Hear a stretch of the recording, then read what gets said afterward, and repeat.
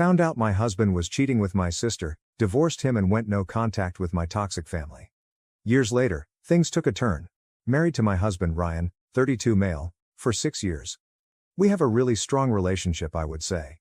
The usual couple drama through our years, but we have grown from it and have a loving relationship. All was well until about 8 months ago when my sister, Star, 28 female, moved back to our hometown after living in Florida since she was 18. Her long-term boyfriend dumped her and moved to a new city, leaving her destitute. The circumstances behind their breakup are still largely unknown. When my sister returned, she told us that he had been cheating with men. I didn't really know him that well, but that sounded far-fetched. I only met the guy 3 times, as my sister would only come home for Christmas and usually only stay for 3 to 4 days. He accompanied her twice during their 5 years together. The other time I met him was when my husband and I visited them for a day during our vacation 3 years ago.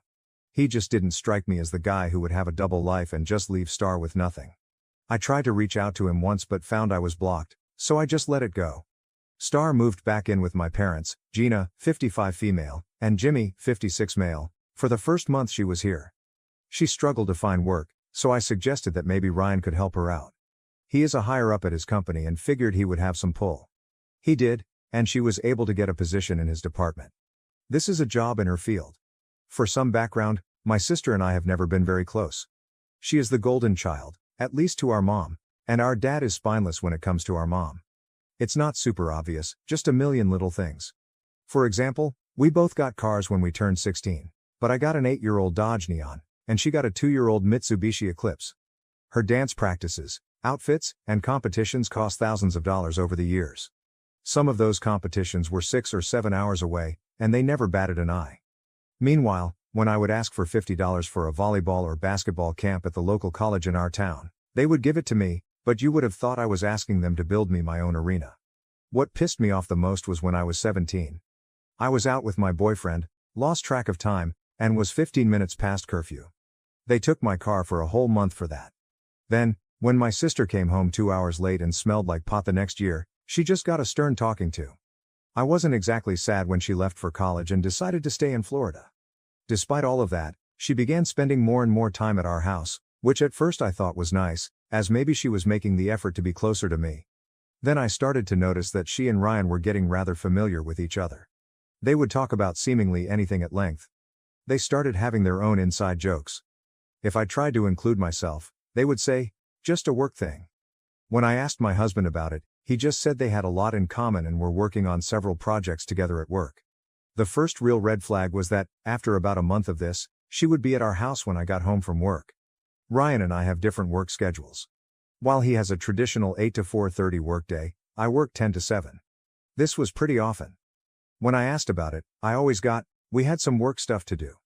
2 months ago, I noticed something that had me questioning my own sanity. I make the bed every day before I leave for work. I always make it so the open side of the pillowcase is toward the edge of the bed. Star was over that day. When I got home, she ate with us, then went back to my parents' house. As we got in bed, I noticed 2 of the pillows had the cases in toward the middle. I asked my husband if he had been in bed today. He looked a little shook but said no. "Why do you ask?" I said. "The bed's not the same as I made it this morning." He told me I must have been mistaken then because no one was in the bed. I looked through his phone and laptop without his knowing and found nothing. Then again, they worked together 8 hours a day, 5 days a week, then hung out after work. Why would they need to text? I felt like I was losing my mind. 2 weeks ago, my parents invited us over for dinner. It was going fine until I saw something. Ryan was simply walking by, and Star lightly grabbed his arm. He turned to her, and she whispered something, and they touched foreheads together. It was only a second. Ryan jolted up and kept walking. Star then just kind of looked at me, smiled, and went back to what she was doing. I'm not an idiot. I know this is a mountain of red flags. I just don't want to believe it. I have been in love with my husband since I was 21 years old. I planned a weekend getaway to the city. I was going to ask him about things there. I really hoped it wasn't what I was thinking. Update, you are all right, and my world is destroyed. We went on our weekend adventure. It was a nice Friday night. We had drinks, we danced, we were intimate. The next day, we had more planned, and I almost didn't say anything. I really thought he couldn't be doing that with her and this with me. I was so wrong. We were almost ready to start our Saturday, and I point blank asked him if he was having an affair with my sister. He teared up and said yes, he was. My heart crushed. I asked him why. He said he was sorry. He didn't mean for this to happen. They just clicked, and before he knew it, they were kissing, then more. I asked if he had been sleeping with her in our bed before I got home from work. He just turned his head in shame. I left at that point. I had nothing with me but my purse, and I drove home without him. He got an Uber and arrived a few hours later with my other things. He tried to apologize, but I didn't acknowledge him. Through my tears, he packed a bag and left for a hotel. The next day, I told my parents. They already knew. They said they were sorry about what happened and told me Star had left last night and might not be back for a few days. I'm sure she went to stay with Ryan. That all happened 3 months ago. Our divorce is almost final. Ryan found an apartment to rent right away, and Star moved in with him.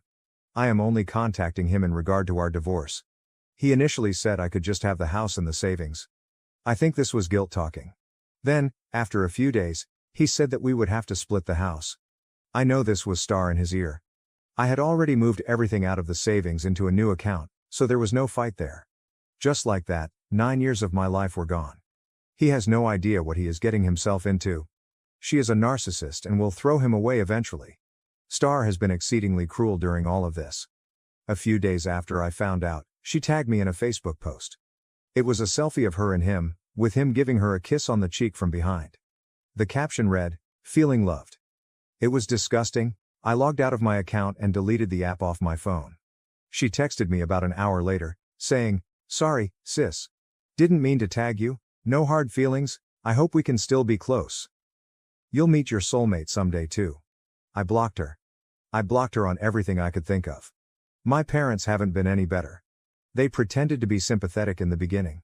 When I told them I was going no contact with Star and Ryan, my mother looked at me and said, "I'm sorry this happened. It shouldn't have happened this way, but your sister deserves to be happy too. You'll meet someone, and then we can put this all behind us." I got really upset and told them what Star had tagged me in and the text she sent me. My mother said, "Well, you shouldn't be on that stuff anyway." My father hasn't said a thing this whole time. He just sits there. I asked him once what he thought, and he just said, "I agree with your mother," then walked out of the room. I am going full no contact with them as well. The house will sell soon, and I'm moving to a different state.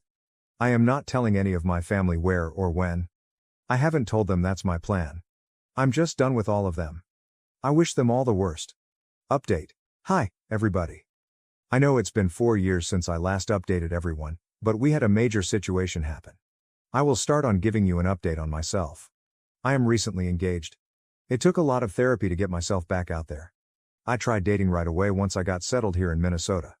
I went on one okay first date, and then I got shown just how much of an insufferable ass he was. I swore off men forever after that. That's when I went to therapy to process all the trauma from the betrayal by my husband and sister, as well as the abandonment by my parents. It was a hard year of that, but I met James, 37 male. Yes, he has the same first name as my dad. LOL, but James is wonderful, he's a chef. He and his fraternal twin brother Jack own a restaurant and bar that's doing very well. I'm very excited to start a future with James.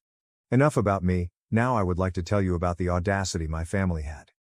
Roughly 9 months after I left, I had been totally no contact. I did not tell them where I moved to. I only told some friends and a couple of cousins I was close to. One day, I got home to my apartment and found a wedding invitation in the mail.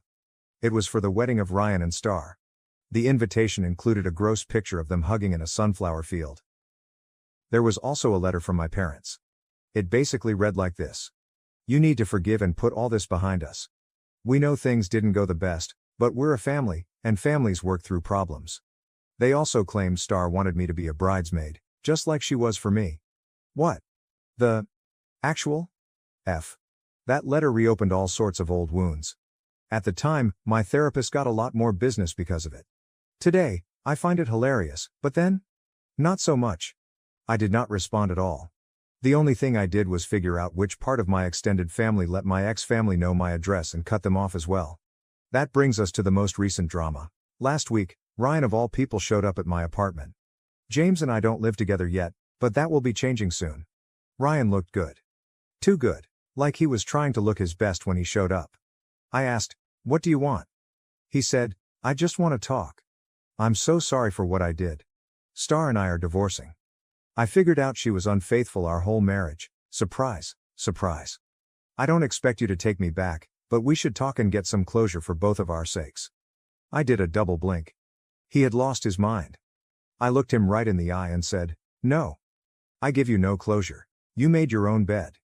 Did you really think that golden hoo-ha of hers that has had more visitors than the Holiday Inn was suddenly going to put up a no vacancy sign just because you put a ring on it?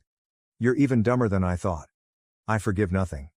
I want nothing from you. I don't care. I'm better off now, and that will always be the case. You can go to hell." Then, I turned and went back into my apartment, locking the door behind me. I immediately called my landlady, who is the sweetest old lady in the world. I've gotten kind of close to her over these 4 years and she knows about my previous marriage. Ryan was still just loitering out in the hallway. A few minutes later, her 2 nephews that helped maintain the apartment grounds were there, letting Ryan know he was not welcome here and was on a ban list. If he returned, the police would be called for trespassing. I was hoping that would be the end of it, but it wasn't. I have a fairly easy 9 to 5 work schedule now. Because of that, I go to the restaurant almost any night James is managing. I don't get in the way, just hang out and enjoy the few minutes here and there he can give me. I've become good friends with a lot of the staff, which include a lot of James and Jack's family, and it's really the family environment I always wished I had. I am there the next night when Ryan walks in and just comes and sits at my table. It was a slow Tuesday. James noticed and immediately came over to check on me. He recognized Ryan from photos I had shown him. Ryan stuck his hand out to James. James just looked at it, then asked me, "Want me to kick him out?" I said, "Not yet. I've got a question or two." Ryan perked up like he was winning or something. "What a tool." I asked him to tell me what happened between him and Star. I'll admit it was pure morbid curiosity. He told us she was having at least 2 affairs with married men. Old habits die hard, I guess. This was 2 years in. It was a tough time for me, he said. Eyes roll. I interrupted. "You are not that dumb though. Did you protect yourself, or did she get half of all your stuff?" Ryan replied smugly. "I stuck it out almost another year with her so I could start stowing away savings and sold off some assets. In the end, she got a fraction of what she would have." I asked, "And what happened to her then?" Ryan replied, "She had to move back in with your parents again." Again, I satisfied said, Yes, thank you, that's what I wanted to hear. You can go now." James. "You heard her. Out of my restaurant." Ryan. "But no, I want to." I cut him off. "No forgiveness, no closure. I just wanted to know my loser sister was back living at home. Get out." James stood and pointed at the door. Ryan looked around and saw he was being glared at by the bartender and 2 members of the waitstaff. He stood, tuck-tailed, and turned towards the door. James started. "And if you ever come back?" Ryan quickly interjected. Yeah, I know. Cops, trespassing." After he was gone, I got checked on by almost everyone around. It was nice and embarrassing. My future in-laws, who I adore, called me. They demanded I stay with James the next couple of days just to be safe. It was really sweet. I have never had a family look after me like this. I didn't hear from Ryan again, and hopefully, I never will. Update. Hi everybody. I didn't think it would happen, but I have another update for you all. First, to me, I am now a 41-year-old mother of 2, 6 male and 2 male. James and I are doing really well. I now work as a part-time office manager for the restaurants and a semi-SAHM. James' cousin bought into the business, and we opened a second location 3 years ago. It's been a lot more work, but with the 3 of them staying heavily involved in both locations, we are successful, and it affords each of them some level of personal time. It wasn't ideal, but I'm pretty sure I got pregnant staying with James when his parents demanded I do so after my last posting. They now joke they always wanted to be grandparents, and it was all part of their plan. Now for the update. After the last time when Ryan tracked me down, I figured it was only a matter of time before my parents or sister showed up. It didn't happen right away. I eased up some as I felt I had a full support system and rejoined social media. I stayed no contact with much of my family, including extended, but I also didn't have any illusions that they wouldn't be able to find me if they tried. It wasn't until after our first was born that I got my first message. It was from my mom.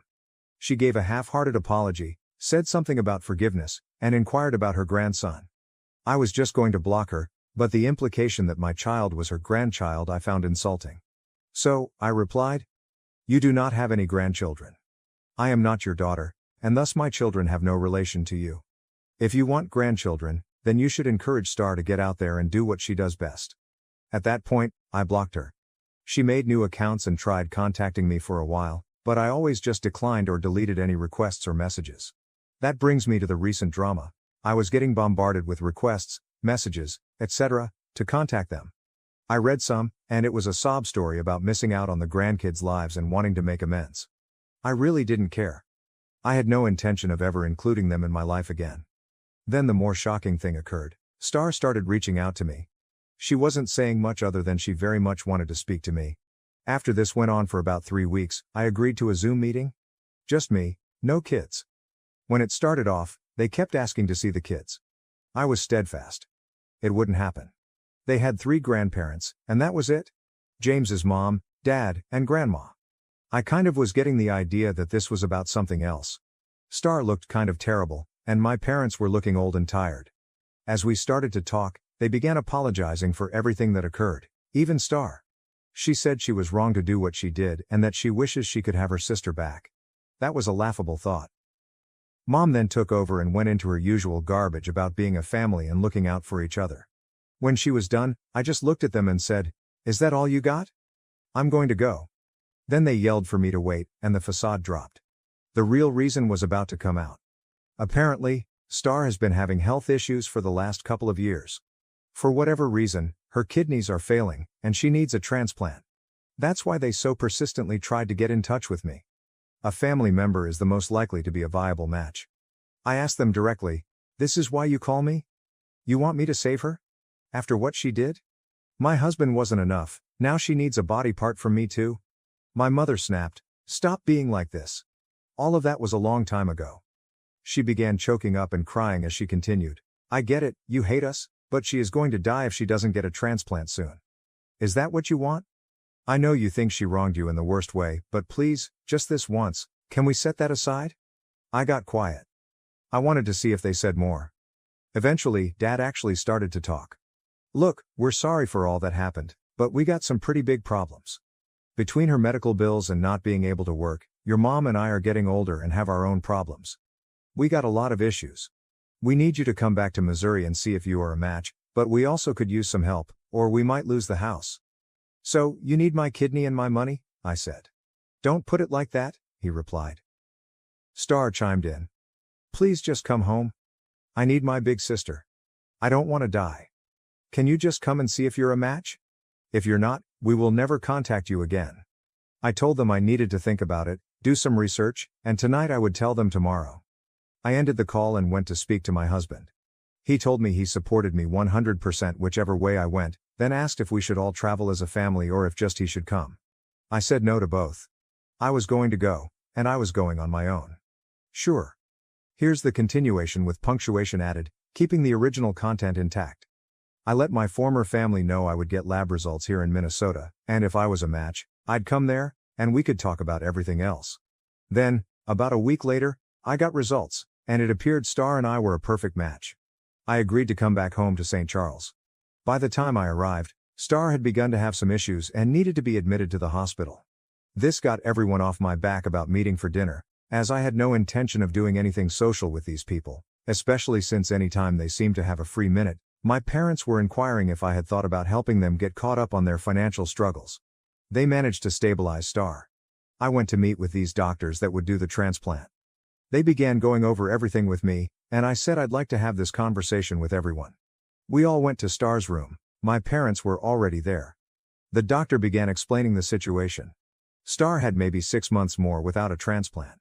They went over the process with us all and made a huge deal about how perfect of a match I was, that the likelihood of finding a more viable donor was minuscule, and that the sooner we scheduled the surgery, the better. I then walked over to Star and took her hand. I gazed into her big brown eyes and told her, "Did you hear that? I am a perfect match. Essentially, I'm the only person who can save you, and I'm not going to. You are the most vile, narcissistic piece of gutter trash I have ever known. I only came here so you would know the one person who could keep you alive is the one person you have wronged the most. And now, you're paying for that with your life. You're going to die.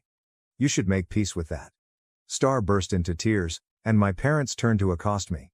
The doctor and nurse were standing there in total shock. I looked at my parents and said, "Don't even talk to me, And don't you dare ever ask me for anything ever again.